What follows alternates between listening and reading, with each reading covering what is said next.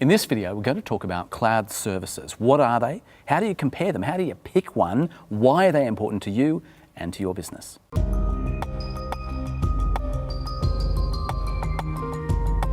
G'day Dan, how are you? Good, thanks Tim. So I think you're a good person, someone who runs an IT company, to ask my questions about cloud services. Let's just start with what are they and why are they called cloud? Isn't that a puffy thing up in the sky?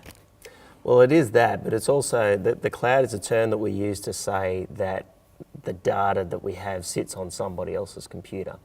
So we use the cloud when we copy our files.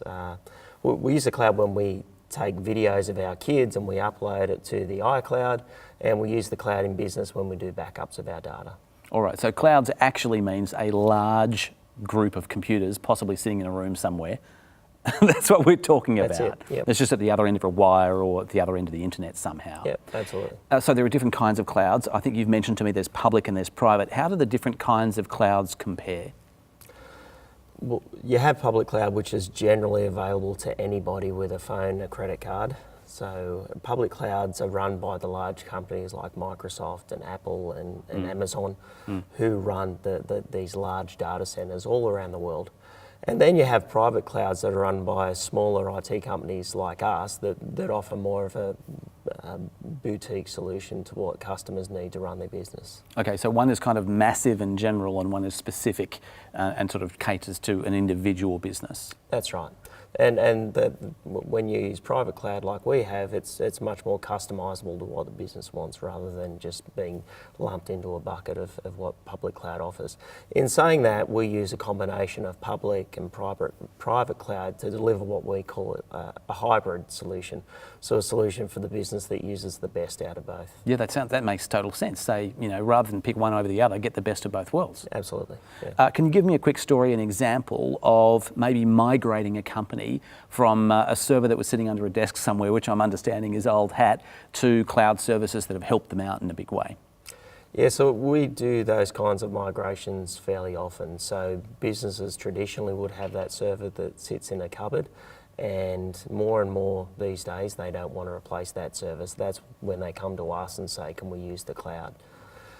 So we will migrate the business in, so instead of them having to replace that server, we'll take them away from that and we'll copy their data into a data center somewhere, and we'll make sure they've got good, fast, reliable access to that data. So these cloud centers, these data centers you're talking about, I'm just being curious about them. Is that something where I could, let's say, sign up for a service with you guys and then drive down the road to a data center in Sydney and actually walk in and see just a rack upon rack upon rack of computers? Or is that something I have to stay away from? So once you sign up to a service with a cloud provider like us, you generally don't ever see where that data sits. I mean, you're welcome to come and do a tour of a data center, but these places are just rows and rows of servers and hard drives. And the data centers are so secure that generally people can't just turn up and have a bit of a tour through them without the proper Can't just sneak in. Can't just go in there and hope that you can see your data. Identify the individual rack. Yeah. Every movie that I see, you could just put on a hat pretending to be a telecommunications company and sneak in. That doesn't from a one. Not these days.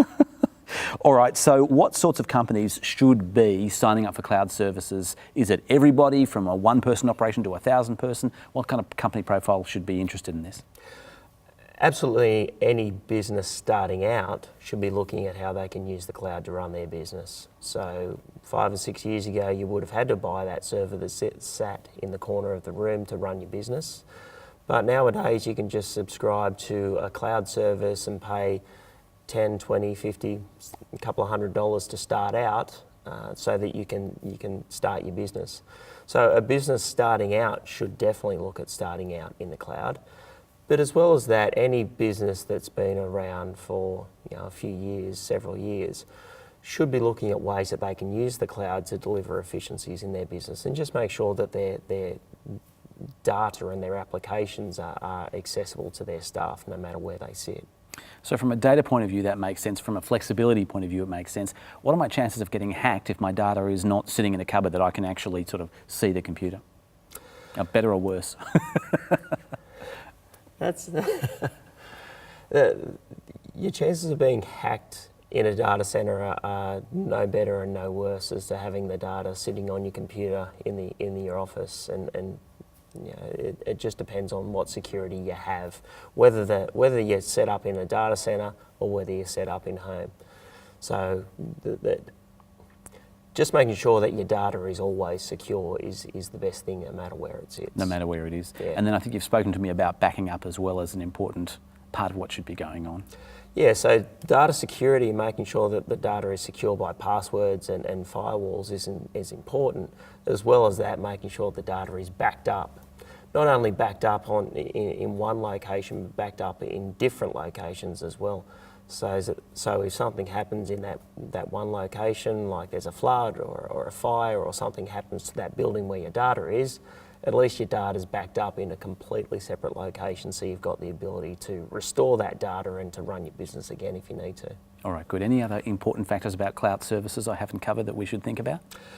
Any business starting out really should look at how they can use the cloud to be able to get better efficiencies in their business. And I think that's the key takeout point, is preferably for a business now, they should say, how can I use the cloud? All right, terrific. Thanks very much. For those of you who'd like to find out more or potentially sign up through SaberVox for cloud IT services, please reach us online at sabervox.com.au.